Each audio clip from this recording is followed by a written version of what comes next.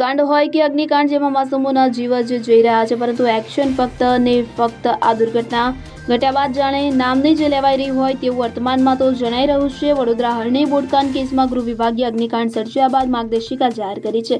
મહત્વનું છે કે રાજ્યભરની શાળાઓએ સંપૂર્ણ ચુસ્તપણે આ અમલ કરવાનો રહેશે, તેમજ બાળકોને પ્રવાસમાં લઈ જવાના હોય ત્યારે માર્ગદર્શિકાનો અમલ ફરજિયાત કરવાનો રહેશે, જે સરકારી અને ખાનગી શાળાઓ તમામને લાગુ પડશે। જે માર્ગદર્શિકામાં અનેક મુદ્દાઓ છે કે જે તમામનો ખાસ અમલ કરવાનો રહેશે, જે માર્ગદર્શિકામાં જણાવ્યું છે। ઉલ્લંઘન કરનારા સામે કડક કાર્યવાહી કરવામાં આવશે। Bureau report CN24 news. હવે જુઓ દેશ દુનિયાની તમામ ખબરો તમારી આંગળીના ટેરવે। ઉઠાવો મોબાઈલ અને ગૂગલ પ્લે સ્ટોર પરથી ડાઉનલોડ કરો અમારી CN24 ન્યૂઝ મોબાઈલ એપ।